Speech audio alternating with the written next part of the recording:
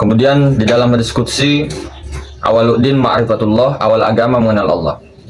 Lantas, bagaimana kita mau mengenal? Kemudian kita diajarkan sejak dahulu oleh orang tua ataupun guru-guru kita sampai sekarang bahwa Allah itu batin. Padahal dijelaskan wal awal wal akhir wal zahir wal batin. Dia zahir, dia batin. Dia zahir dari segala yang zahir, nampak dari segala yang nampak.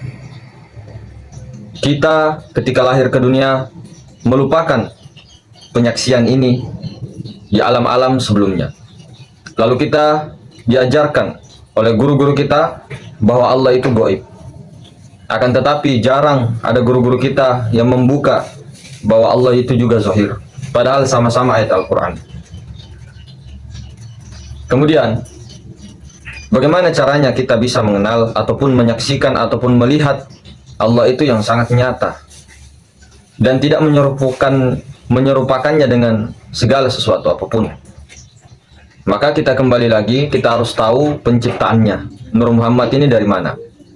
Nur Muhammad ini dari Nur Ilahi, namanya Sir Ahmad. Ahmad Allah Muhammad. Nah, Ahmad ini atau Nur Ilahi itu daripada zat wajibal wujud, dari Tuhan itu sendiri, pemilik nama Tuhan itu. Kemudian ketika kita sudah tahu mengerti Nur Muhammad itu adalah dia juga, karena Tuhan itu ataupun Allah yang bernama Allah itu tidak bercerai daripada zat, sifatnya, asmanya dan afalnya. Semuanya ini adalah kenyataan wujud Tuhan. Kenyataan wujud Tuhan, bukan wujud mutlak, tapi wujud bayangan. Tentunya bayangan dan empunya bayangan itu satu. Jangan selalu kita belajar dari dulu itu menceraikan daripada bayangan dengan yang punya bayang. Jangan kita menceraikan sifat dengan zat. Itu keliru. Maka untuk sampai ke sana kita sudah paham bahwa diri kita ini adalah Nur Muhammad ke semuanya, ya, alam semesta semuanya, insan semuanya, jin semuanya, malaikat dan semuanya. Jadikan itu. Bagaimana caranya ke sana? Kita hancurkan kita punya batang tubuh ini. Kita hancurkan sehancur-hancurnya. Jadikan ruh. Ketika sudah ruh, hancurkan ruhnya, otomatis muncul daripada Nur Muhammad. Karena ruh ini dari Nur Muhammad. Kemudian Nur Muhammad ini daripada Ahmad. Kemudian Ahmad tiada lain daripada dia, karena sifat dengan zat.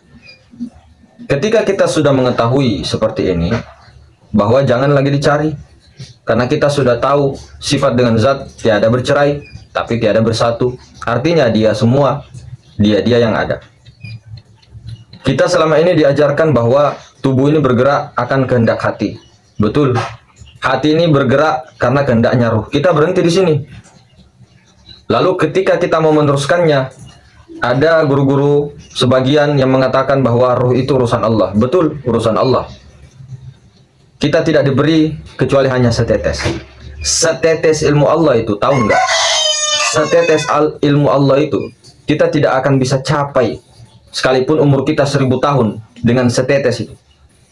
Lalu mengapa baginda Rasulullah SAW berkata begitu? Kita harus tahu dulu asbabun nuzulnya itu ayat.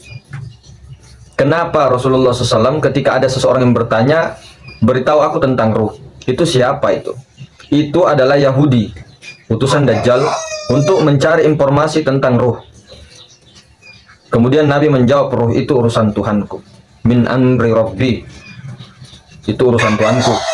Akan tetapi baginda Nabi SAW kepada para sahabat itu diberikan, sehingga diberikan kepada tabi'in kepada ulama-ulama, sampai ke kita.